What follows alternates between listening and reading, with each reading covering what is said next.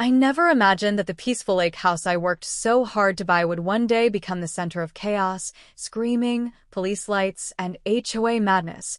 But it all started with something as simple as a quiet afternoon and a private dock I thought no one would dare touch. For years, my lake house had been my quiet escape, a place where mornings began with soft ripples against the shore and evenings faded into silence. The small wooden dock behind my house wasn't just a piece of property. It was my sanctuary. I fished there, read there, sometimes just sat with my feet in the water, enjoying a life where nobody bothered me. Or so I believed. The neighborhood looked calm on the outside, but the HOA was always hiding behind that peace, watching everything but helping nothing. And within that HOA lived a storm named Karen, loud, bossy, dramatic, and convinced the entire community existed to follow her imaginary rules. She fought with people over mailbox height, grass length, and even the color of people's flower pots. I stayed out of it because, thankfully, my dock didn't fall under HOA control.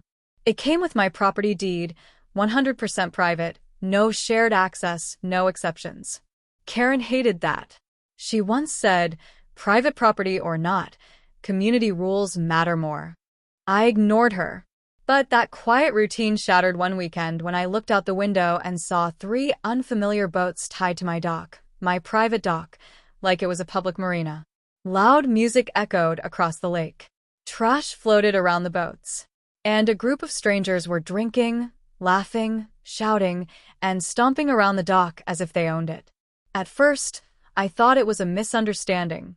Maybe they tied up for a minute. Maybe they'd leave. But as I got closer, I realized they weren't confused. They were comfortable. Too comfortable. "Hey guys," I said calmly, "this is private property. You can't tie up here." One man didn't even look at me. "We're fine, dude," he said, flicking his beer cap into the water. Another woman laughed and waved me off. "Karen said it's allowed," she said. "Share dock access." My stomach dropped. Karen? Of course. Before I could even respond, she came marching down the path behind my house like she owned the world, sunglasses on, hands on hips, chin raised like a general about to declare war. "You need to relax," she snapped before I could speak. "The lake is for everyone." "The lake, yes," I said, keeping calm. "But the dock is not. This is private property. These people can enjoy the lake anywhere else, just not on my dock." She scoffed loudly, waving her hand in a dramatic circle. "HOA rules override that. We voted for shared access around the community." "Karen," I said, pulling out my property deed on my phone, "my dock is not under the HOA. It's right here, legally private." She didn't even read it. She just rolled her eyes and said, "You're being selfish. They're my guests. I told them they could use it." End of discussion. The guests smirked, suddenly growing bolder. One kicked off his shoes and put his muddy feet on the edge of my dock. Another turned the music louder. A third opened another beer and tossed the empty can into the water. I felt something inside me flip. I tried one last time to handle it peacefully. "Please," I said. "I'm asking politely. Leave my dock." The man nearest to me stepped forward. "Make us," he said. And that was it. I stepped back, took a breath, and dialed 911. Karen's eyes widened as she realized I wasn't bluffing. "You can't call the cops," she shrieked. "This is illegal. You're abusing emergency services." "Actually," I said calmly, "it's trespassing. And you're the one who encouraged it." She kept screaming as I explained the situation to the dispatcher. The guests suddenly shifted uncomfortably. One whispered, "Dude, is he serious?" "He's bluffing," Karen yelled back. "Cops can't arrest people on a lake. It's public property." 10 minutes later, 2 police boats arrived from the other side of the lake. Karen's face froze. The officers stepped onto my dock and immediately recognized the problem. "Sir, is this dock part of your property?" one asked. I showed them the deed and pointed out the clear boundaries. They nodded. Karen began talking over them instantly. "No." "He's lying," she shouted. "The HOA allows shared access. I'm on the board. I know the rules." The officer calmly asked for her HOA documents. She had none. Not one. The officers turned to the guests. You are all trespassing on private property. We need your IDs. The group panicked. One man tried to say Karen invited them. Another claimed they didn't know it was private. But the officers weren't having it. You were informed and refused to leave, one said. That's intentional trespassing. Karen exploded. This is ridiculous, she screamed. You can't arrest them. The HOA will sue you. This is illegal. One officer warned her to step back. She did not listen.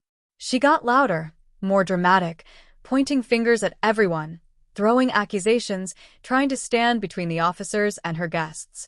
That's when one of the guests made a mistake. He tried to push past an officer to untie his boat and escape. The officer grabbed his arm, and within seconds the man was in handcuffs. Karen screamed like someone unplugged her from reality. No, you can't do that. He's my friend. You're breaking the law. The second officer handcuffed another guest who refused to give his ID. A third was fined on the spot. Karen kept shouting until the officer finally said, "Ma'am, if you continue interfering, we will remove you as well." She froze. For the first time in years, she finally shut up. As the guests were escorted away, the police took statements. I showed them video recordings from my security camera, proof Karen told them they could use my dock. When the officers left, Karen stormed off, muttering threats about reporting this to the HOA board. I assumed that was the end of it. I was wrong. The next morning, 3 HOA board members knocked on my door. Karen had already filed a complaint, claiming I illegally weaponized law enforcement against community members. I almost laughed, but instead, I showed them the footage. Karen inviting the guests, encouraging trespassing, screaming at police, refusing to provide documents, and trying to stop officers from doing their job. Their faces said everything. They apologized. They thanked me for handling the situation calmly. And they informed me that Karen would be facing disciplinary action for violating HOA rules and endangering the community. A week later, Karen was removed from her position on the HOA board. The guests were fined for trespassing, and I received written confirmation from the HOA acknowledging that my dock was exclusively private property with zero community access. I added a security gate to the dock, installed stronger cameras, and placed a reflective private property, no docking sign right at the shoreline. Since then, not a single stranger has stepped foot on my dock. As for Karen, she can't even walk past my house without glaring. But the best part? Every time she tries to argue with someone now, people remind her, "Be careful, Karen. Don't end up in handcuffs like your guests." And that reminder, more than anything, finally kept her quiet.